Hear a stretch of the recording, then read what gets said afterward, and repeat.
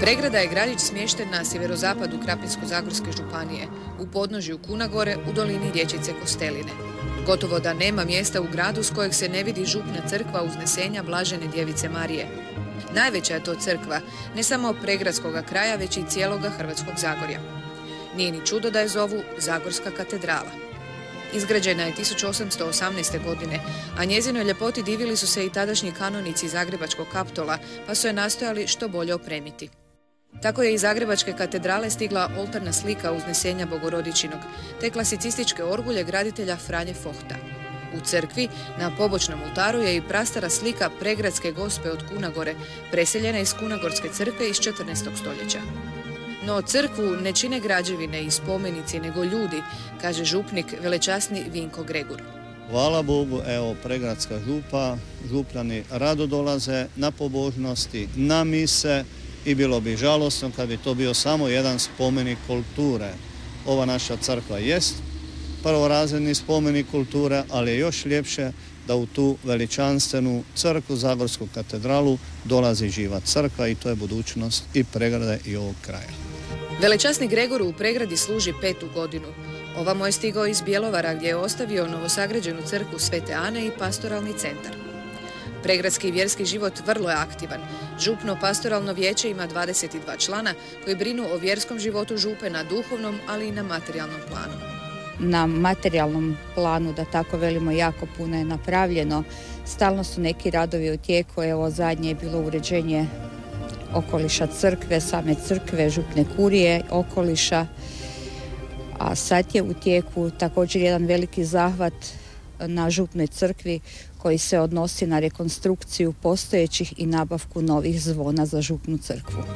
Stotinjak vjernika redovito se okuplja oko čak 3 crkvena zbora, a nedjeljom sudjeluju u liturgijskom slavlju. Tajnica pastoralnog vijeća pjeva od osnovne škole i uživa u crkvenom pjevanju. Mislim na duhovnom planu to znači jako puno. Nama vjernicima to jako puno znači.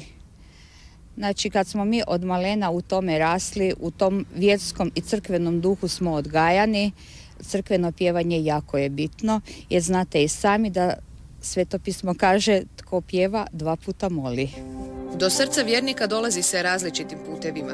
Tako je mladim ministrantima jako drago kad župnik s njima igra nogomet. A župa je ušla i u informacijsko doba i s vjernicima komunicira preko vrlo posjećene internetske stranice. U Pregradi služe 2 časne sestre iz reda Svetog Dominika. Sestra Jasenka je orguljašica i vodi crkveni zbor. Sestra Bernardica vodi župnu katehezu, priprema prvopričesnike za prvu svetu pričest i predaje vjeronauk u osnovnoj školi Janka Leskovara. Djeca su dobra, prvopričesnici su posebni, baš su ko anđeli. Posla je puno, no i isplati se. Ima prekrasnih obitelji u župi, evo to nas drži, kad vidimo nedjeljom da cijele obitelji dolaze u crkvu, da sudjeluju na euharistijskom slavlju, to onda vidimo da se isplati biti tu i da radi. Pokušava se koliko se može i da se natalitet malo digne, da se poboljša, da se malo ta svijest kod ljudi probudi, da nije sve u materijalnom nego više u duhovnom i što više daješ, više primaš. To se pokušava koliko se može.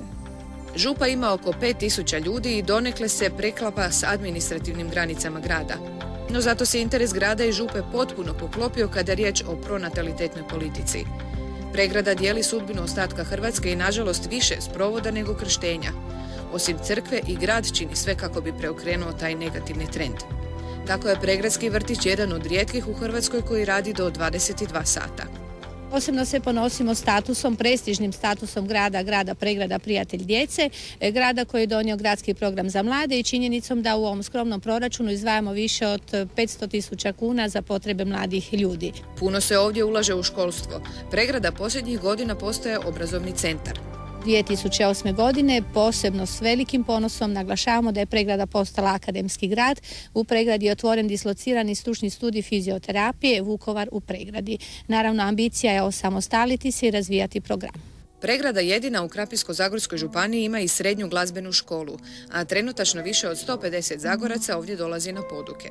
Imamo podršku svojeg osnivača, aktivno djeca sudjeluju i u u svom cijelom kulturnom životu grada Pregrade i osim toga ono što je bitno naglasiti, sva djeca su izuzetno zainteresirana za nastavu i to je njima zapravo jedna vrst hobija, tako da nemamo poteškoća niti sa radom s njima, niti sa ponašanjem.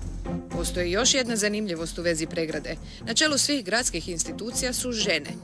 Žena vodi grad, knjižnicu, svi školski ravnatelji su zapravo ravnateljice. Žena vodi dječji vrtić, pa čak i komunalno poduzeće. Ne samo to, ovaj grad zdušno navija za svoje nogometašice. Ženski nogometni klub Pregrada u vrhu je druge lige, kažu s tendencijom povratka u prvu. No kad upitamo gradonačelnicu o tome je li Pregrada ženski grad, ona to poriče. Pa ja vam samo mogu odgovorno reći da je Pregrada grad odgovornih ljudi, odgovornih i sretnih i zadovoljnih obitelji i suradnje. Ne želite uopće se dijeliti po spolu? Pa ne dijelimo se nikad po spolu, pa mi je to vrlo neobično, da. Dok danas Pregradu vode žene, u prošlosti su to činili muškarci. U građanskoj Pregradi posebno se ističu dvije ličnosti. Kao što se može vidjeti u novootvorenom gradskom muzeju, najznačajnija ličnost u gospodarstvu na prijelazu s 19. na 20. stoljeće bio je Francuz Adolphe Thierry de Chateauvieux. Upravo u Pregradi otvorio je prvu hrvatsku tvornicu lijekova, a njegov čudotvorni balzam i centifolijska mast liječili su niz bolesti. I danas u središtu grada stoji ljekarna Kanđelu Čuvaru i privlači turiste. U književnosti pak Pregrađani su ponosni na pisca Janka Leskovara, koji je živio u obližnjem Valentinu. Bez ikakve dvojbe, bez ikakve konkurencije, dakle čovjek koji je započeo pisati 1891. godine, već kao zreo čovjek, napisao je po mišljenju mnogih prvu priču koja bi spadala u period moderne. Otprilike 2 godine prije nego što je to napravio Matoš. Onaj tko posjeti Pregradu zasigurno će se zaustaviti ispred Zagorske katedrale i prošetati trgom Gospe Kunagorske, koji je od uređenja ove godine postao srce grada, mjesto okupljanja i svih manifestacija.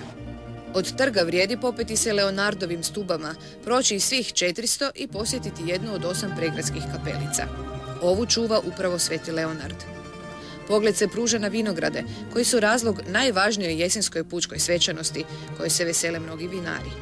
Ja mislim da žive posebno za posljednji tjedan u mjesecu rujnu, kada imamo manifestaciju branja grozdja Pregrada.